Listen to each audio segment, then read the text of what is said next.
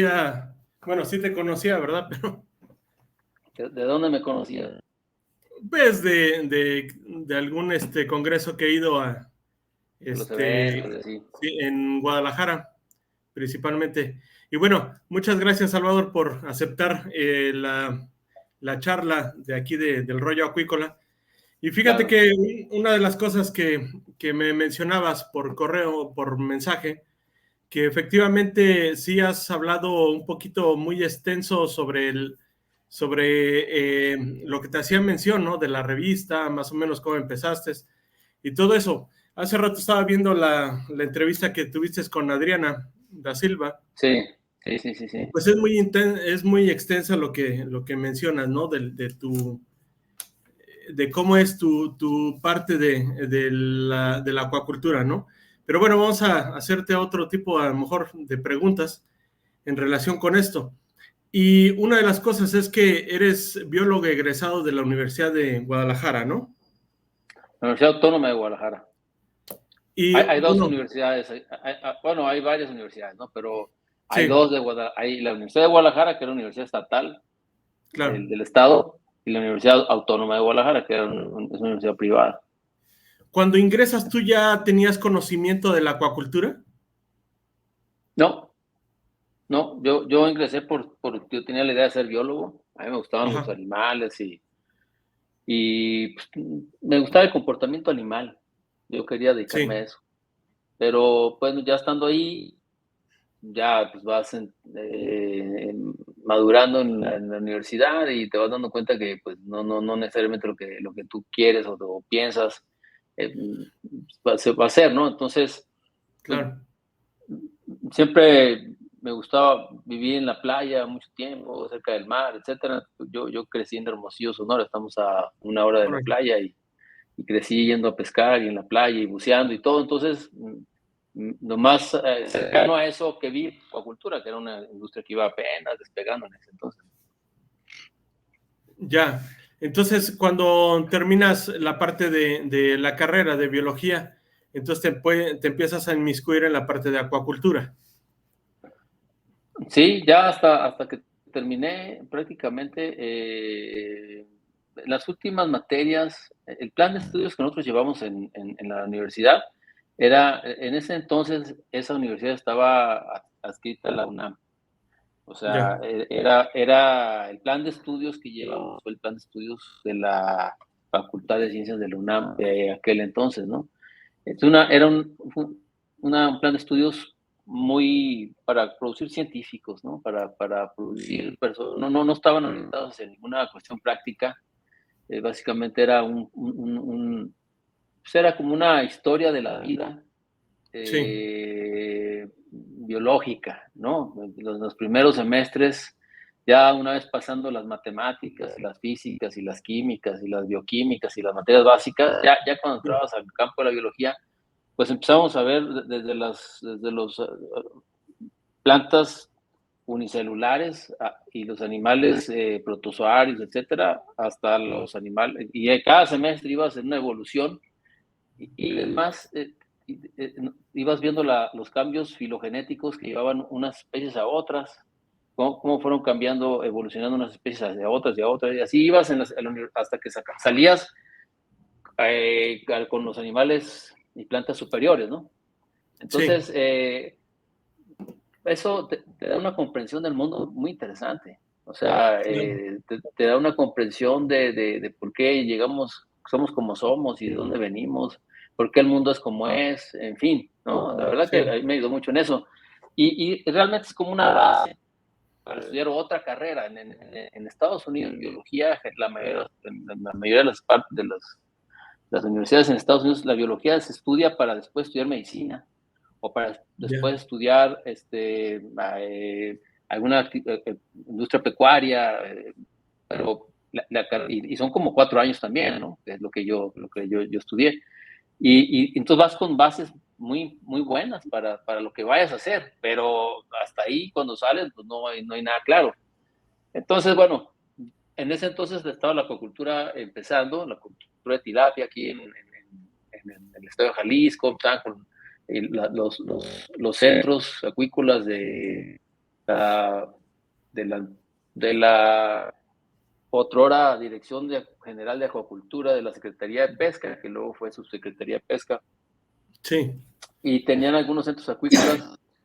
Y bueno, pues ahí era empezar ahí. Y ellos fomentaban pues, el crecimiento de la acuacultura, llevaban crías, etcétera, ¿no? Entonces, yo empecé ahí, pero como yo soy de Sonora, me regresé a Sonora. Y en Sonora lo que está, coincidió que en Sonora estaba un gobierno muy progresista con la cuestión de las actividades pecuarias, y el gobernador de aquel entonces estaba construyendo un centro de producción de semilla de ostión, primer centro de producción de semilla de ostión que hubo en México. Una cosa enorme, gigantesca, ¿no?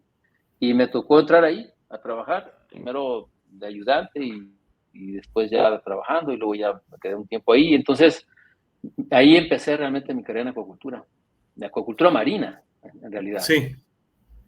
¿Ese centro dónde se encontraba? En Bahía Quino. En Bahía Quino, ahí fue donde empezó. Todavía está. ¿Es lo que ahora es el se Cremes? llama, sí, ahora se llama, antes se llamaba, no sé, cuando yo estuve, me tocó, era el Centro Ostrícola de Bahía Quino. Después no cambió porque creo que diversificaron algunas especies.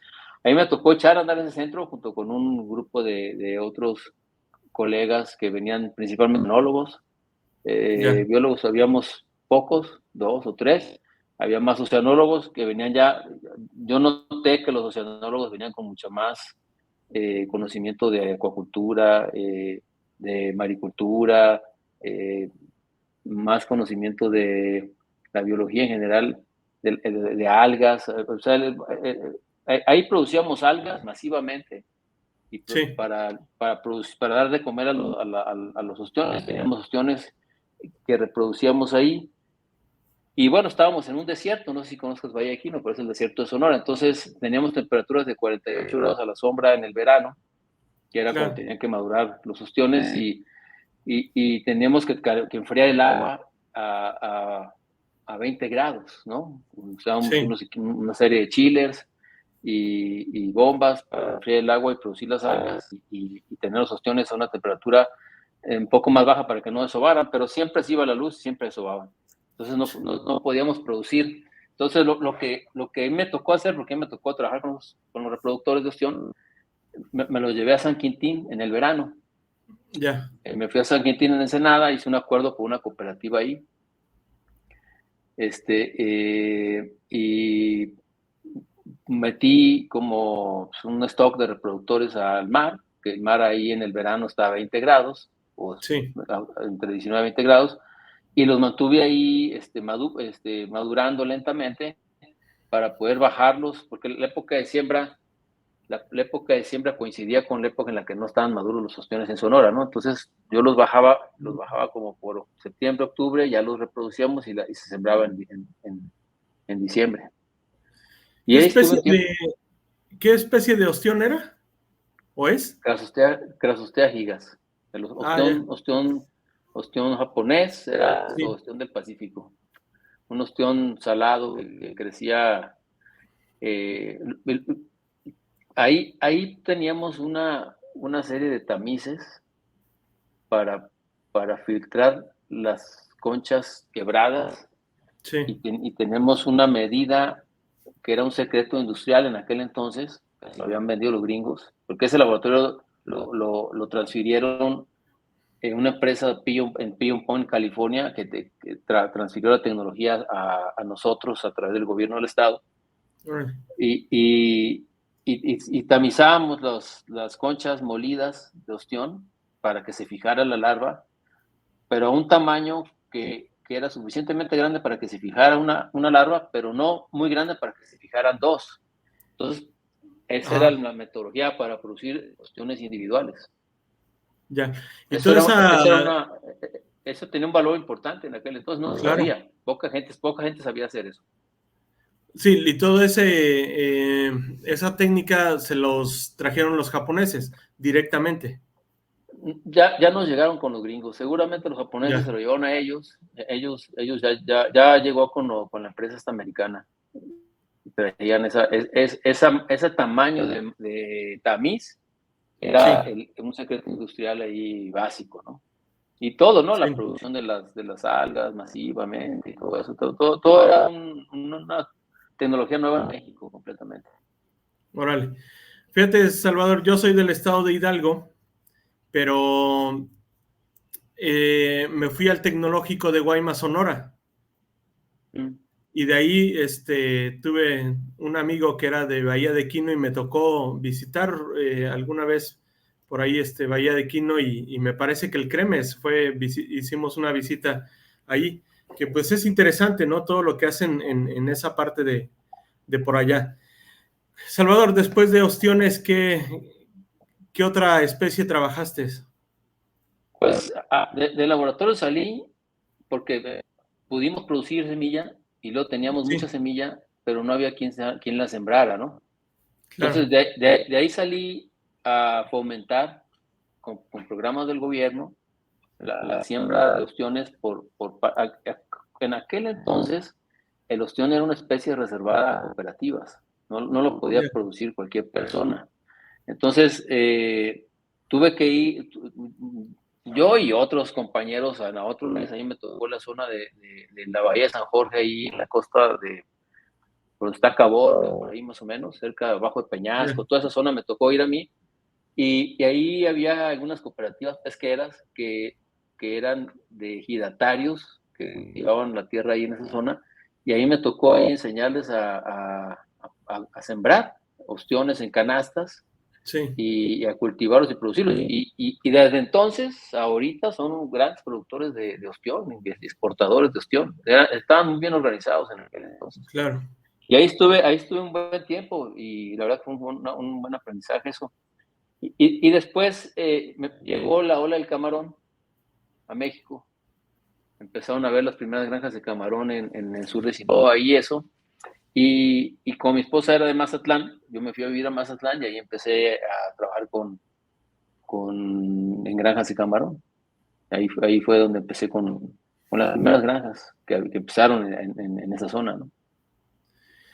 ¿hubo gran diferencia de venir trabajando con ostión y luego entrarle al camarón? Sí, claro. Me gustaba más el ostión.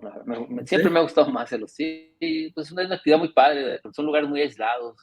Estás en el mar y es una actividad frío, no es muy caliente, pues, de ensenada, ¿no? En el verano sí, pero en el invierno es sigues trabajando, en fin. No, el camarón también fue interesante porque era un reto, ¿no? Ya claro, en Ecuador ya se producía camarón, ya había habido algunos biólogos de la Universidad de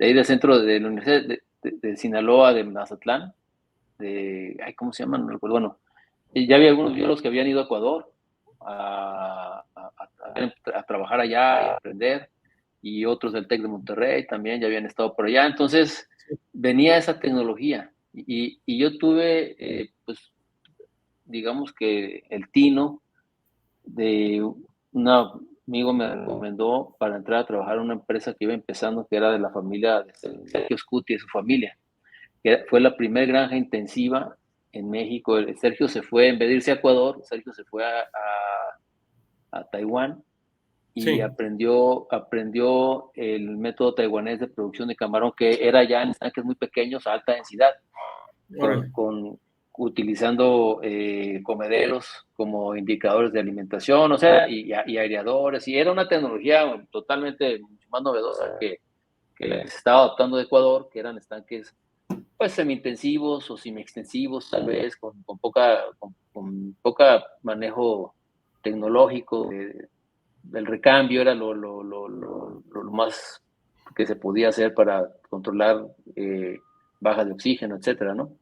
Y producimos, en el primer año producimos ahí entre 5 y 6 toneladas en estanques de 1 hectárea, órale, cuando en otras granjas, ya en Los Mochis, por el área de Culiacán, que habían crecido, pues sí, producían 800 gramos por hectárea. Claro, era claro, otro sistema, no, hacíamos mal en comparar una cosa con otra, ¿no? Porque este era un claro, sistema, eran estanques de 1 hectárea con un manejo totalmente diferente, pero al final lo comparábamos y pues la gente no pueden creer que se produjera una tonelada, 5 toneladas por hectárea. Nosotros producíamos 5 toneladas y ellos 800 gramos. Y bueno, pues ahí me fue muy bien ahí. Después tuve muchas salir y me fui a asesorar granjas y me fue bien porque teníamos ese aprendizaje de esa tecnología que era nueva en México, ¿no? Y entonces me fue bien, trabajé en algunas granjas en Los Mochis y luego me fui a Sonora y estuve trabajando en otras granjas ahí.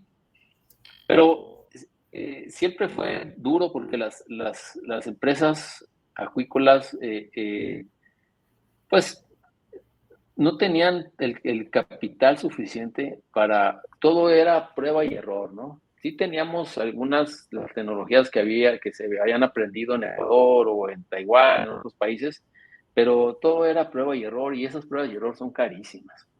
Claro. Y si con el tiempo haces más errores que aciertos, pues te van costando. Entonces, había muchas granjas que se quedaban a la mitad del camino, que ya no podían seguir, en ese entonces no había laboratorios de producción de larvas de camarón. Nosotros Órale. salíamos al mar a Sí. colectar larva con los famosos chayos ecuatorianos, o íbamos a los esteros de San Blas y Sí. capturábamos larvas ahí, y hay que identificar si el patrón de las larvas eran de camarón blanco, o de camarón azul, o de camarón café, o de camarón fantasma, ¿no? Sí. Entonces, y la verdad que las primeras producciones eran un porcentaje de 40% de camarón azul y 60% de camarón blanco. O sea, Órale. era una mezcla, y teníamos que llevar un microscopio para identificar. Los identificábamos por el rostrum, por las líneas del rostrum, por algunas claves que había de identificación, y teníamos que andar en el campo a esas horas para ver si las colectábamos o no. Muchas granjas sembraban camarón café y eran un fracaso, cerraban, o sea, no crecía, el camarón café no, las temperaturas tampoco les beneficiaban, total que Claro. tenía que tirar el camarón, vaciar los estanques y volver a sembrar, y había algunas que no podían ya reponerse de ese tipo de pérdidas, ¿no? Y bueno, después estuve ahí en Sonora, ya cuando empezaron los laboratorios ya se puso más fácil, ya fue la creación de laboratorios de larvas, pues fue un impulso importante a la camaricultura, definitivamente, ¿no? O sea, eso hizo que se hiciera más predecible la siembra en Claro. tiempos, en forma. Al principio no, porque los laboratorios también tuvieron dificultades para arrancar y prometían una cantidad que no cumplían, prometían una fecha que no llegaba, y todo se atrasaba, y como todo, Sí. ¿no? Fue un arranque muy, muy complicado, pero le daban más certeza a la producción finalmente, ¿no? Claro. Y, y la última granja que trabajé de camarón, una de las últimas granjas, o la última granja, era una granja intensiva también en Sonora, y Sí. entonces no había buenos alimentos para granjas intensivas en México, porque la mayoría de las granjas eran semi-intensivas, ¿no? Claro. Entonces, no porque no lo pudieran hacer, ya estaba Purina en aquel entonces, y había otras fábricas de alimento que podían hacer alimento extruido y de mejor calidad, pero no había mercado suficiente para eso. Entonces, los que estábamos en granjas intensivas teníamos que comprar alimento importado, teníamos que importar alimento de Estados Unidos, hay quien trajo hasta de Tailandia, ¿no? Órale. Un tiempo estuvieron trayendo alimento de CP de Tailandia, algunas granjas. Nosotros traíamos de Rangen de Estados Unidos, y estuve yo en la última granja, estuve trabajando con Rangen en la granja, y en un momento Rangen hizo un acuerdo con una empresa en México, en Sonora, para que esa empresa fuera la distribuidora de Rangen en México, con la idea de desarrollar una planta de alimento de Rangen, con la licencia de Rangen, y producir el alimento en esa planta. Sí. Y me invitaron a mí a trabajar, como yo tenía trato ya con la empresa, y Sí. me conocían, y ya estaba en Sonora, me invitaron a trabajar ahí, y me fui a trabajar a esa empresa con Rangen, representando a Rangen, ¿no? ¿Y esa fábrica dónde la pusieron en México? No se hizo. No O se sea, llegó. yo empecé a trabajar, empezamos a vender ahí alimento importado, Sí. importábamos y distribuíamos. Yo viajaba por Sonora, Sinaloa, iba a Honduras, a Ecuador, Órale.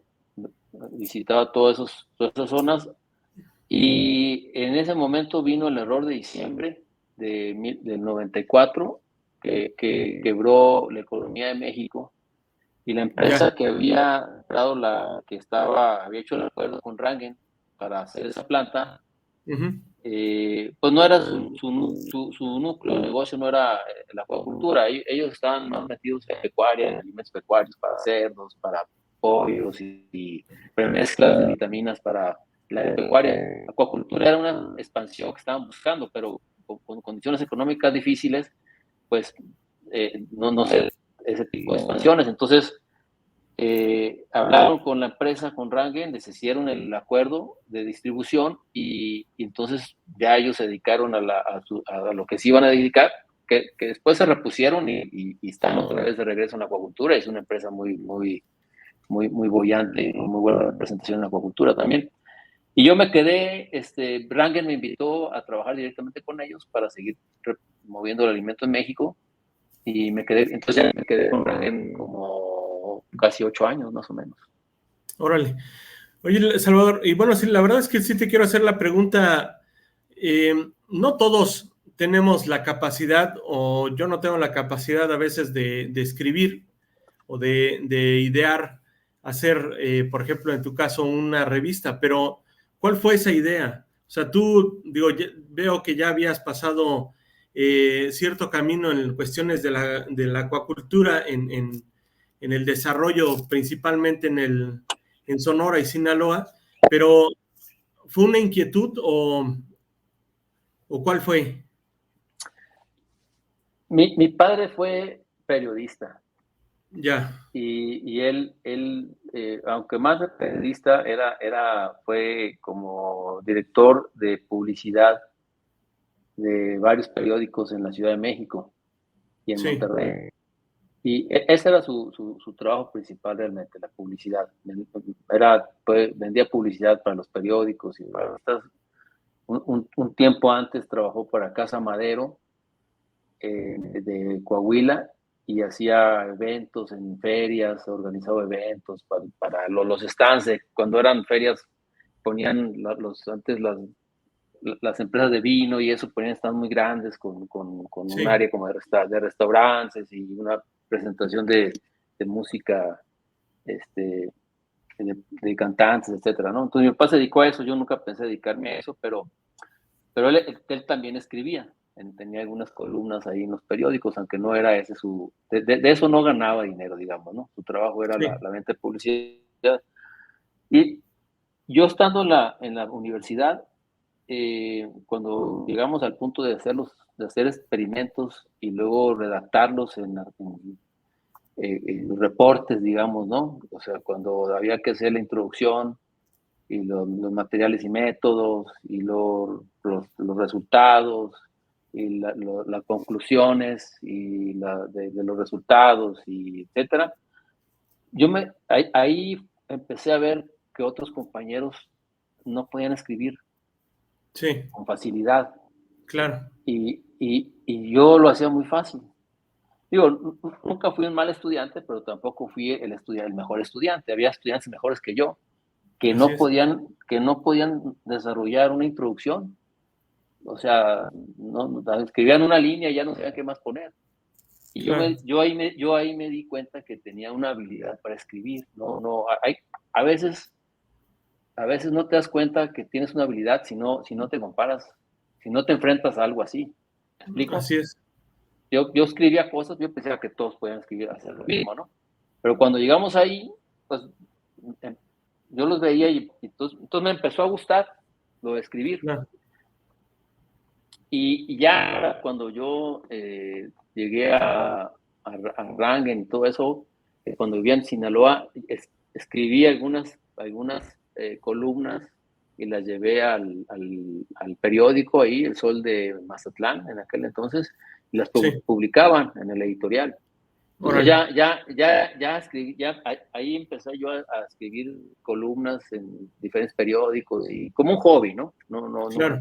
Nunca pretendía vivir de eso porque tenía otro trabajo, ¿no? Me dedicaba a lo mío. Pero me gustaba hacerlo y veía que la gente los leía y les gustaba también. O sea, de pronto me decían, oye, leí la columna que escribiste en el periódico y que fue bien, o siempre había un comentario que me hacían pensar que no lo hacía mal y que podía valer la pena seguirlo haciendo. Y ya cuando estaba trabajando en Sonora con Rangel, vino un amigo acuacultor a la oficina de un acuacultor de Navojoa. Yo vivía en Obregón, en la oficina de Obregón. Un día vino y me dijo, ¿por qué no hacemos una revista de acuacultura? No, no tengo tiempo de eso. O sea, yo me dedico a otra cosa, vendo alimentos para acuacultura y tengo mucho trabajo y viajo. Y no, digo, no, ¿cómo no? Vamos a hacerlo y vamos a invitar a otro tercer amigo, conocíamos los dos, que era el biólogo también y que había trabajado en granjas, pero y que le gustaba, era un poco intelectual y que tenía un poco de tiempo en ese momento para dedicarse un poco a eso, ¿no? Total que me convenció, invitamos al tercero y gracias a este amigo que llegó con la idea, con esta idea, él nos lo impulsó, hasta que a troche y moche sacamos el primer ejemplar. Bueno. Y lo imprimimos en un formato de periódico, ¿no? Sí. Como un formato de un periódico que se lee verticalmente, ¿no? Claro. Y ahí escribí una columna que se llama Artemia Salinas. Le pusimos Artemia Salinas, yo le puse Artemia Salinas porque acababa de salir Salinas de Gortari. Sí. Y yo iba a escribir un poco criticando la labor que hizo el gobierno con la acuacultura en ese momento, en aquel entonces, y Artemia pues me sonó por la Artemia, ¿no? Entonces, total, puse Artemia Salinas y escribí esa columna y imprimimos el periodiquito y lo mandamos por correo a una serie de contactos, clientes que yo tenía del alimento, de granjas de Sinaloa, etcétera.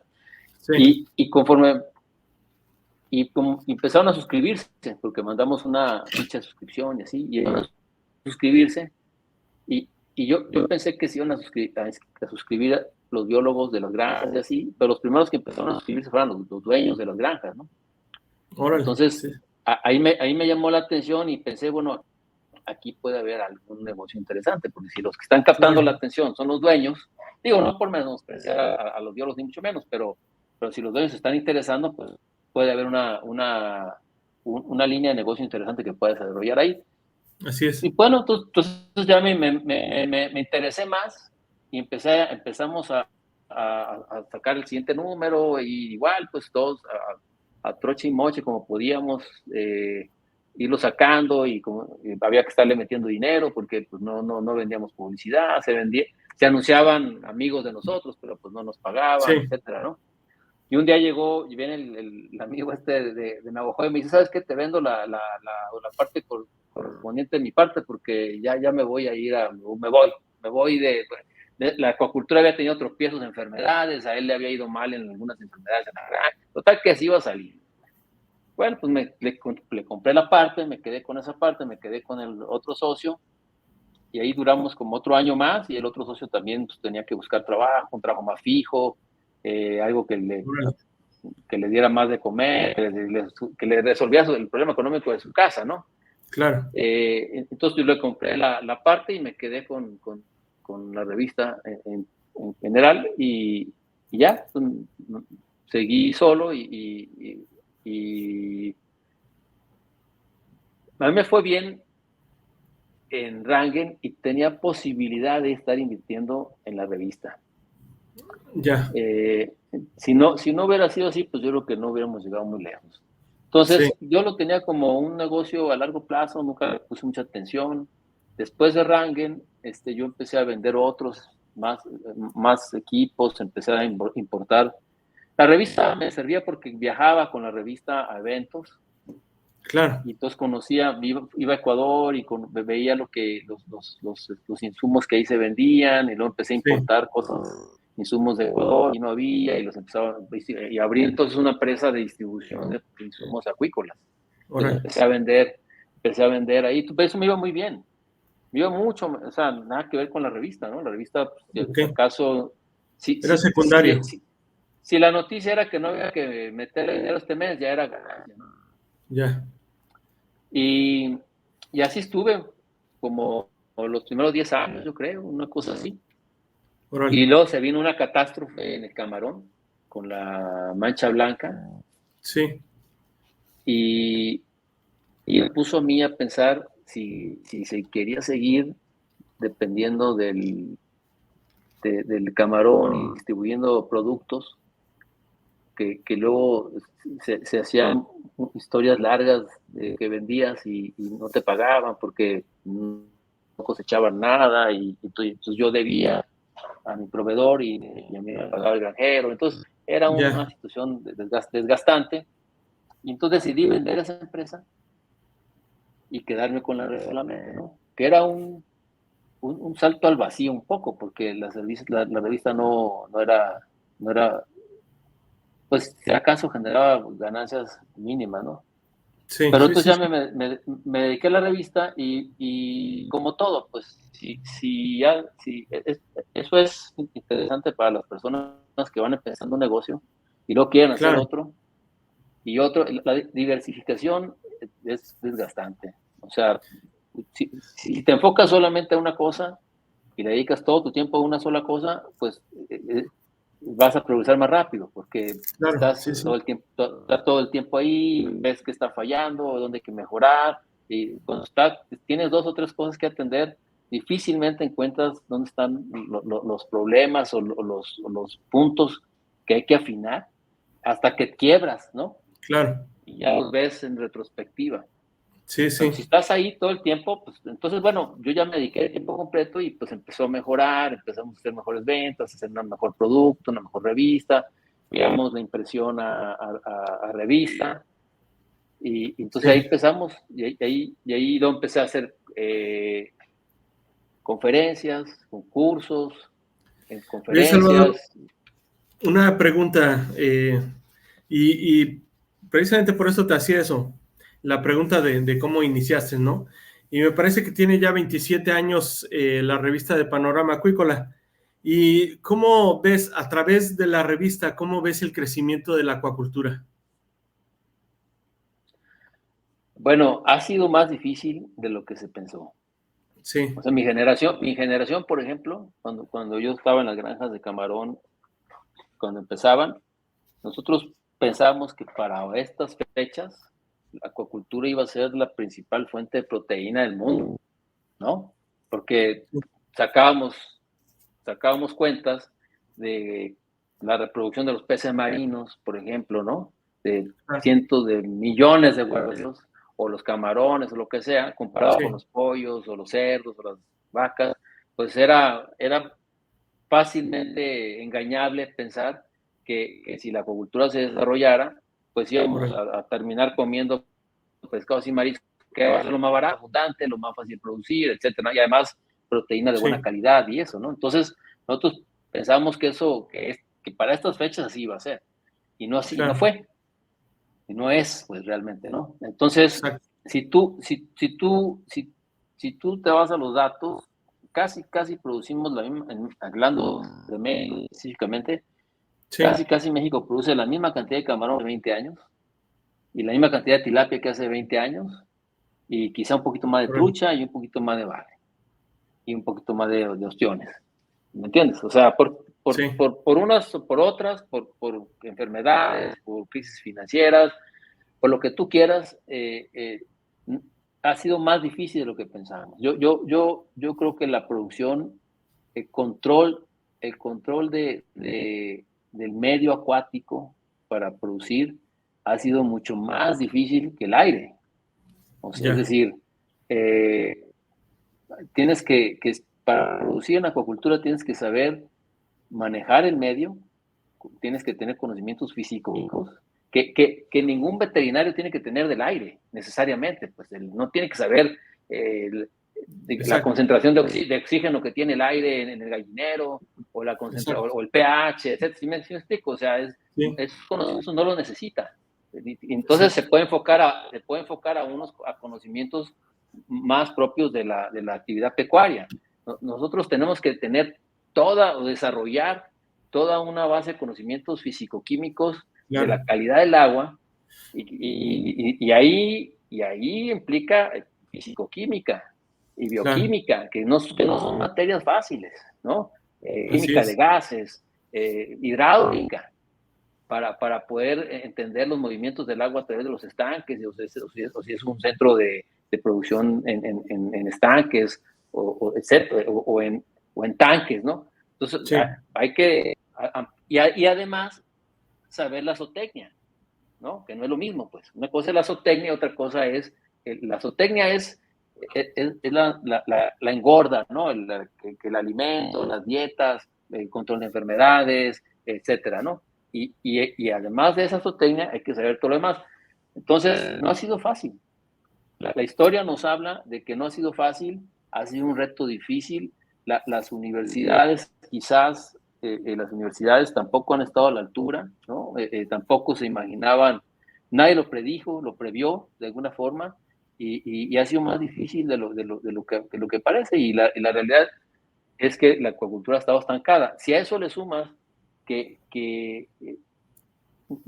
nunca se ha tenido un apoyo decidido de la parte gubernamental, ¿no? De crear desarrollos, de apoyar a los productores para la adquisición de tecnología, para el crecimiento. Sí. O sea, ha habido apoyos, no vamos a decir que no, pero ha habido en ciertas épocas, no han sido constantes.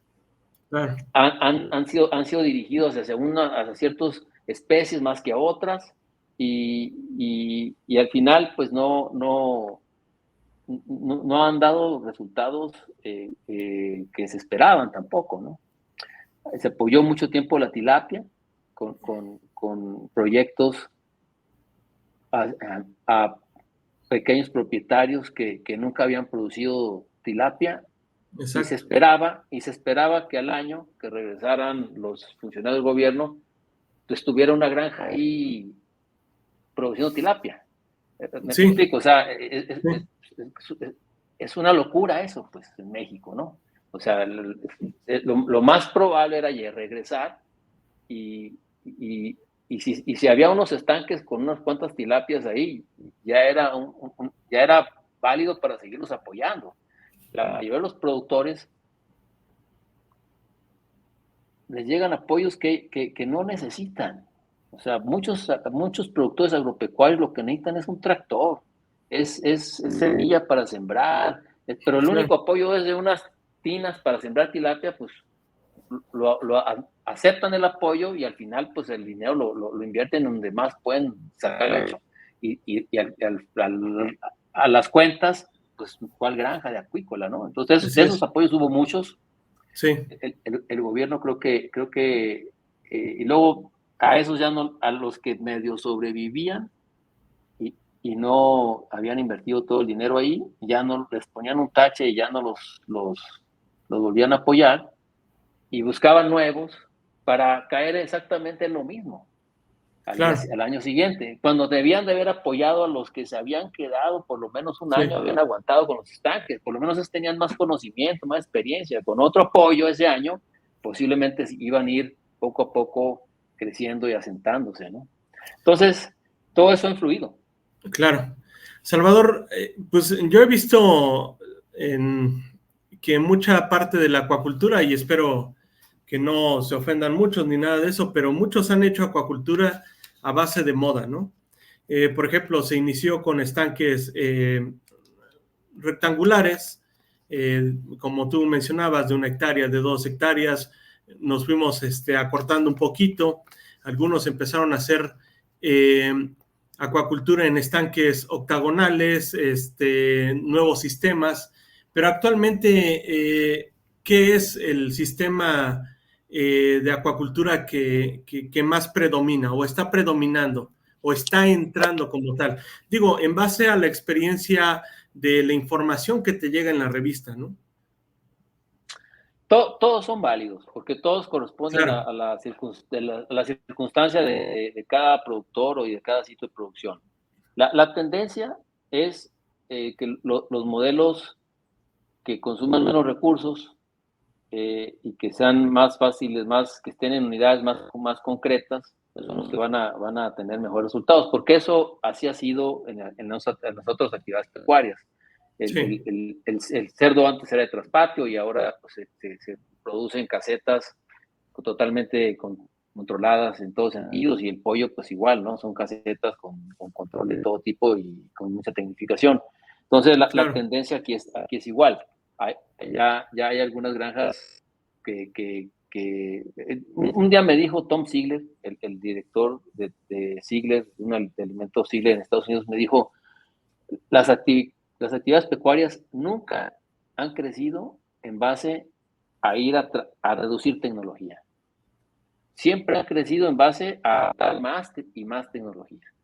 Y eso me quedó grabado en su momento. Entonces, yo pienso que las empresas que puedan tecnologizarse más, adaptar sí, más a la tecnología, ahora hay muchas oportunidades con el Internet de las cosas, la automatización, etcétera, pues claro, son las que van a sobrevivir, pero en el muy largo plazo, ¿no? O sea, sí, todavía hay muchas empresas deficientes que van a estar ahí, que van a poder, que van a sobrevivir. No es la mejor producción, pero pues ahí está, y ahí van, lo que los va a eliminar a futuro es el mercado, la competencia, el precio en el mercado, ¿no? Entonces, ahorita, por ejemplo, un productor de cerdo de traspatio va a competir con el precio del cerdo que producen en casetas, porque ahí van a producir mucho más con un costo mucho más eficiente, ¿no? claro, Eso, cuando llegue la acuacultura, ahí es donde esas granjas van a empezar a desaparecer, como desaparecieron. Mira, en Sonora llegó a haber, pues no sé, cientos de productores de pollo. Hoy hay sí, 4 o 5, ya, ¿no? Y de cerdo, pues también igual, llegó a haber 100, y ahora hay 3, 4, 5 empresas, ¿no? Consolidadas. Entonces, esa tendría que ser el crecimiento de la acuacultura, pero aquí va a ser mucho más lento por lo que te digo, porque hay que controlar el medio y hay que sí, controlar la zootecnia, que es una claro, combinación de factores más complicada. sí, sí, estoy de acuerdo contigo.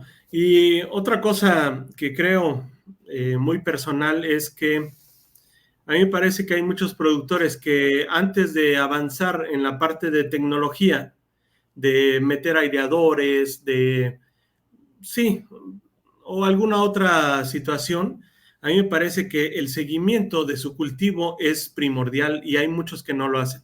¿A qué voy con el seguimiento del cultivo? Es que midan, realicen la medición y el peso de los peces y que hagan un cálculo de cuánto se estima o cuánto se le va a proporcionar en esa semana el alimento.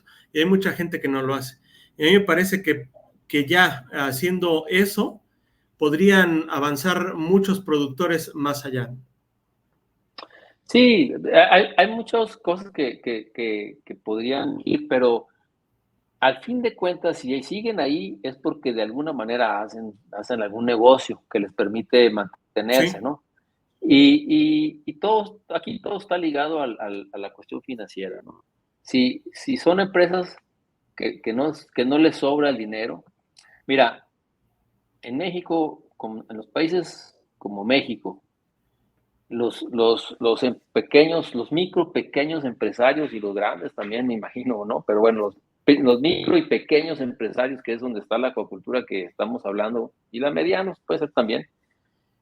Nosotros crecemos en base a las utilidades, sí, sí, sí, sí, ¿no? O sea, ganas dinero y haces un estanque claro, más, y así, ¿no?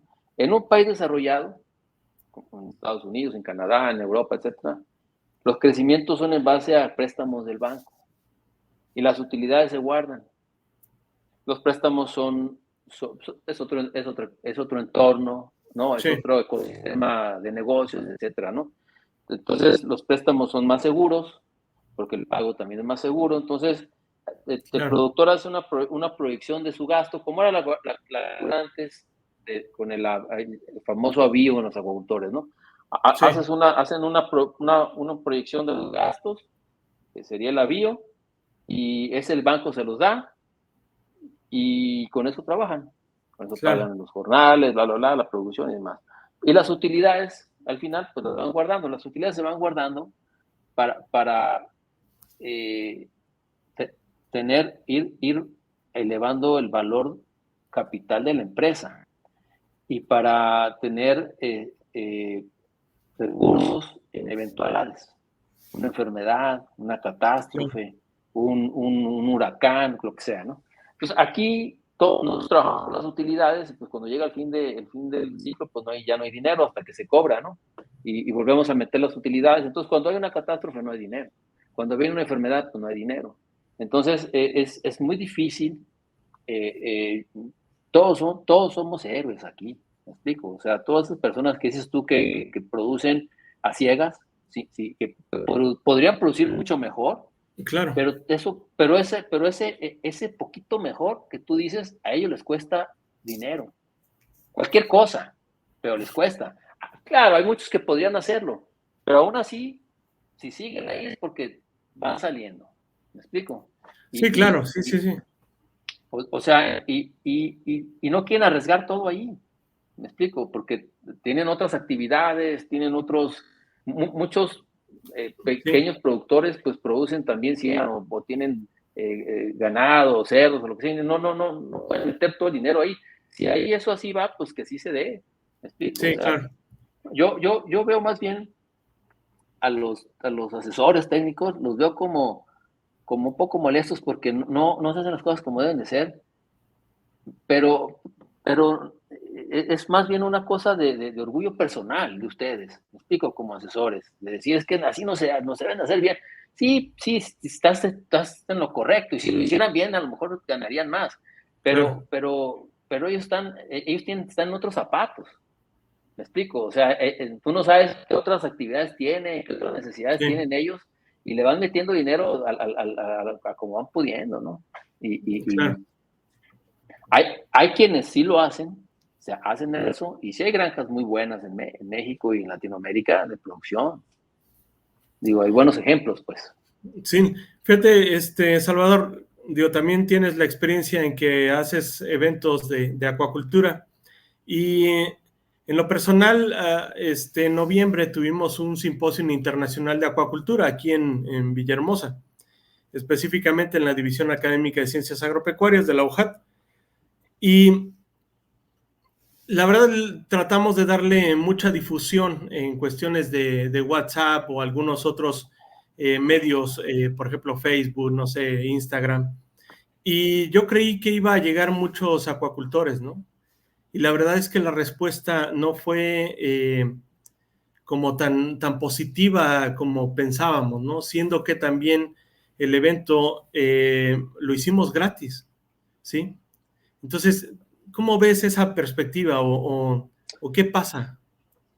Mira, yo no vi el evento, por ejemplo, no me enteré hasta ahorita que me estás diciendo, y no vi las conferencias. Mira, depende mucho del contenido. Eh, Claro, eh,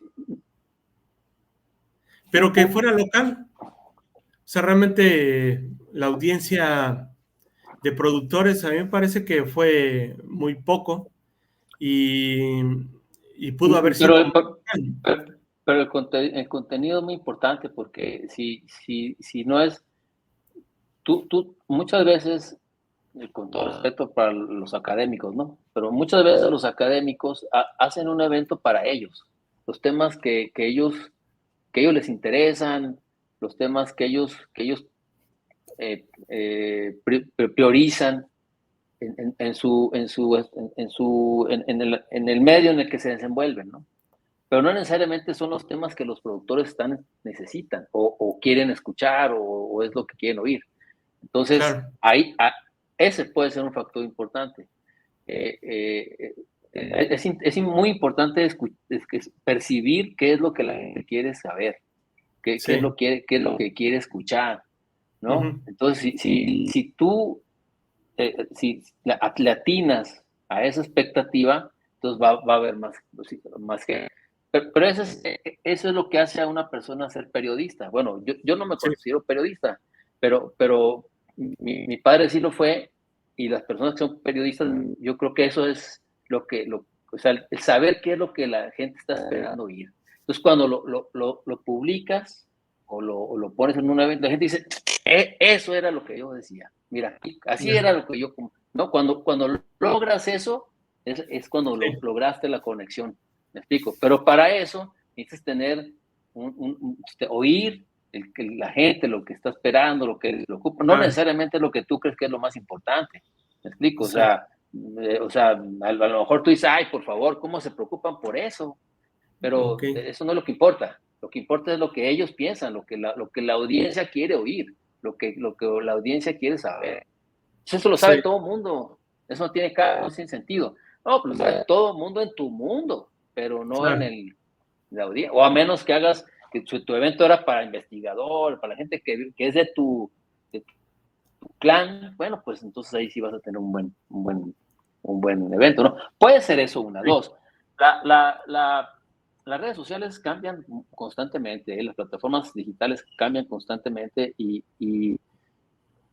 es una ciencia eso. Yo me he metido los últimos casi 5 años a estudiar las redes sociales, cómo se comportan los algoritmos, qué es lo que promueven, qué es lo que buscan, en fin, y a tratar de sí, entender las métricas de la medición, porque son infinitas las métricas de la medición de las redes sociales, o sea, el alcance, las interacciones, los likes, el tiempo de vista que le dedican a un artículo o a un video, o sea, son muchísimas métricas que en una combinación te pueden dar una idea de si el público objetivo está reaccionando correctamente. claro, Y no es fácil, y así, no es fácil. Entonces, así es, igual tienes que hacer publicidad con los mensajes adecuados para el público adecuado, para que ellos, estamos recibiendo información, pues no sé, ya es incalculable la información que recibimos al día, ¿no? claro, Por otra red, por TikTok, LinkedIn, Facebook, Instagram. Me explico, o sea, es un bombardeo de información constante, constante, constante, y por allí que alguien resalte tu invitación a un evento y eso, pues no es una labor sencilla. O sea, requiere esfuerzo sí, sí, y sí, conocimiento. mucha razón, ¿eh? Y no, pues sí, la verdad es que, digo, en lo personal voy a tomar en cuenta esos consejos que estás dando para el siguiente evento, ¿no? Que es dentro de 2 años, como tal. Salvador, te llevo haciendo algunas preguntas.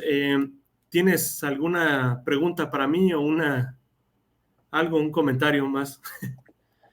No, no sé, pues no, no, no sé, ¿cómo te ha ido a ti con esta rollo acuícola, con esta iniciativa? ¿Cómo vas? ¿Qué te parece? ¿Cómo te has sentido? Eh, Digo, he visto otros canales, he visto tu canal, realmente pues el impacto que tú tienes pues es mucho mayor, ¿no? Ya llevas 27 años pues básicamente haciendo labores de acuacultura. Y la verdad es que como lo acabas de mencionar, a mí me parece que es una labor ardua y sobre todo que es un tema completamente diferente. Me parece que Adriana ya lleva más de 5 años o un poquito más, entonces ella ha tenido mucho más crecimiento en comparación con otros, ¿no? Pero la verdad es que ha sido una inquietud de saber qué es lo que pueden aportar pues los acuacultores, aparte de la parte de producción. A mí me parece que la experiencia que van adquiriendo pues es muy buena, ¿no?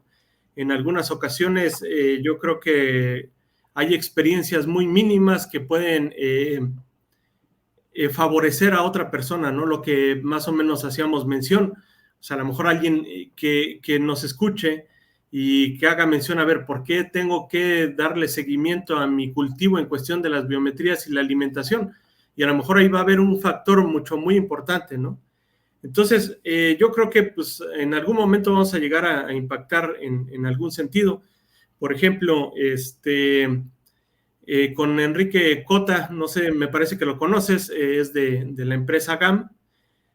Hacíamos mención a algunas cosas y lo que tú mencionabas al inicio de cómo empezaron en la parte de acuacultura, ¿no? Que ellos también se metieron a identificar la poslarva para poderla meter al estanque, ¿no? A las estanquerías y hacerlo crecer. ¿Y cómo es que se ha venido evolucionando la acuacultura desde ese entonces, ¿no? Por ejemplo, el jueves pasado platicaba un poco con Sergio Zimmerman y una de las cosas que me dejó muy claro o muy interesante es que actualmente los jóvenes que están en esta área pueden entrar o irse a trabajar a otra parte, ¿no? Que no sea México, por ejemplo, Europa. Él lo mencionaba que hay una demanda por allá, ¿no? Entonces, pues a mí me parece muy interesante esta labor, ¿no? La verdad es que ha sido un poco lenta en el sentido de ver con quién y quién está interesado en participar, ¿no? Pero ¿has notado que has ido caminando, has ido teniendo más audiencia? ¿Sí notas eso? Fíjate que en los suscriptores yo siento que no, pero a mí me parece que sí ha llegado más gente que le ha interesado ver qué se platica, ¿no? Aunque no se suscriba, sí, se ve que hay visitas, ¿no? Sí, pero ¿Has vamos. invitado, tú lo haces de manera personal o lo haces con la UJAT o de manera... No, esto es de manera personal, esto es independiente, ¿no? Sí, Ya, esto es, ajá. y no jalas población de la UJAT? Sí, sí, sí, sí. Sí, uno de mis compañeros ya estuvo aquí, que es el maestro Álvaro Sosa, que él pues tiene una experiencia, bueno, incluso ya se jubiló de la docencia, pero pues ha estado inmiscuido también en esta labor, ¿no? Principalmente la acuacultura acá en Tabasco.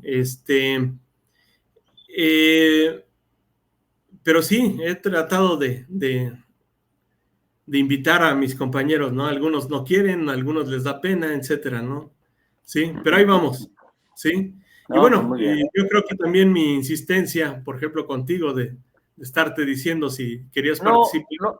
no fue mucha. O sea, a mí sí me había interesado, pero la verdad que a veces Sí, estoy con mucho trabajo y se me olvida, ¿no? Contestar y claro, así.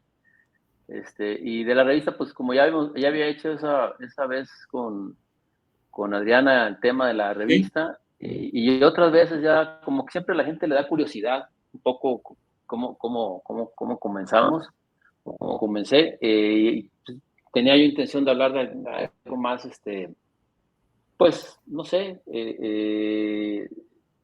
que sirviera a las nuevas generaciones que estén en la acuacultura a buscar este, eh, oportunidades, ¿no?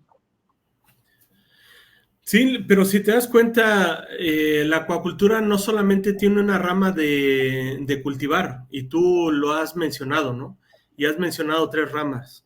Cultivaste dos especies principalmente, te metiste al área de alimentos y también te metiste al área de generar una revista, ¿no? De información para los acuacultores, que en su momento, y creo que eres tú e Industria Acuícola que hacen una divulgación, me parece, de la parte de acuacultura a nivel nacional, ¿no? ¿Sí? Entonces, pues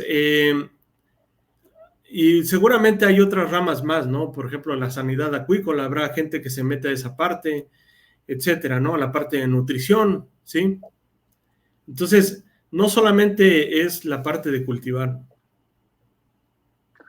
Sí, solo que necesitamos que la acuicultura crezca para que desarrolle Claro, más campos. No sé, desde el punto de la perspectiva académica, ¿qué se podría hacer para facilitar ese crecimiento, ¿no? Lo que te decía hace un momento de la combinación de conocimientos eh, de la zootecnia con el manejo del medio acuático, ¿no? Y lo que sí, implica esa combinación ha sido muy complicada. claro. Sí, la verdad es que en cuestión de, sí, necesitamos crecer y que exista mayor cantidad de gente y profesionistas que estén destinados a esta área de la parte de acuacultura, ¿no? No sé si sea que no han visto el panorama enorme que hay, ¿no? Digo, tú mencionas algún crecimiento que es muy lento, pero en algunos momentos se ha visto que sí hay nuevas especies que se están cultivando, ¿no? Por ejemplo, la totuaba, digo, ya tiene muchos años de investigación, pero actualmente le han dado un giro diferente a la parte de producción. Hoy escuchaba un alumno que hacía mención sobre los encierros de atún, y digamos que los encierros de atún ya llevan más de 15 años, ¿no? Entonces, a mí me parece que hay nuevas oportunidades para ellos, nada más que no las han visto como tal. Pero no crecen. O sea, los encierros de atún son 3 4 Claro, y son esos desde hace los 15 años que dices tú. Y de Totoa, pues es una granja la que hay. Es decir, no hay, no hay crecimiento de inversión en esas granjas que abran campo de trabajo para nuevas generaciones. Y pero las granjas de tilapia que sería más fácil, pues tampoco crecen al ritmo. Pues. O sea, están sujetas a la importación de tilapia china que es imposible competir o muy difícil de competir con los filetes chinos con un peso neto del 70%, pues entonces eso también frena ese crecimiento y no hay espacios para nuevas generaciones. claro, So, hay que identificar los puntos reales de dónde está qué está frenando el crecimiento y para poderlos resolver y hacer que crezca. sí, claro, En el caso de la Totoaba y la TUP, pues la inversión, dinero, inversionistas que estén interesados en crecer ahí, porque ahí son inversiones muy grandes. En el caso de la tilapia, lo principal es la importación de filetes de China que, que, que sí se importan con una clasificación del 70% de peso neto. Sí el supermercado los compra sabiendo que tienen peso neto, pero el que los compra en el supermercado, ese no sabe que se está claro. llevando kilos de 700 gramos. Me explico, entonces Sí, eso es lo que habría que corregir. sí, pues yo creo que sí, la totoaba lleva muchos años de investigación, ¿no? No sé cuántos habrá, será que lleve, Pues, pero, 30, pero también más o menos. en cuestión de tilapia, o sea, la expansión de la tilapia también ha sido muy lenta, ¿no? Digo, en el sentido de que yo estando en la preparatoria, pues ya tiene más de 20 años, en una granja de cultivo de carpas, ellos hablaban de que la tilapia en ese momento pues no tenía un valor, ¿no? ¿Sí? Y actualmente en Hidalgo, que en zonas muy frías se está cultivando tilapia, ¿no? Y siendo que pues no ha sido tan así, tan rápido, ¿no? Entonces, yo creo que esas especies también, digo, el atún no va a tener ya más crecimiento, ¿no? Quién sabe si la totoa puede crecer un poquito más, ¿no? ¿Sí? Y pues no sé, a lo mejor otra especie más que alguien le quiera entrar, ¿no? Pero la tilapia podría crecer 3 veces más. 4 veces Claro. más. Si hubiera bueno, la ley de pesca que rige hasta actualmente indica que las importaciones de tilapia de China deberían de pagar un 20% de arancel, y ese 20% de arancel se debería depositar en un fideicomiso que se llamaba Promar o algo así, que estaba en FIRA, para con ese arancel apoyar a los productores mexicanos a crecer en la producción de tilapia. Pero Sí. ni se paga el 20%, ni se deposita en el fondo, ni se le da el dinero a los productores. Entonces, si no se resuelven esos puntos, la tilapia, que sí puede ser hasta 4 o 5 veces más, pues no va a crecer, porque es imposible competir contra un filete con un precio bajo ya en el supermercado o en las pescaderías, pues ya listo, ¿no? Y se lo llevan, o sea, el productor se pone a filetear y luego lo congela y lo pone ahí, pues no va a competir nunca.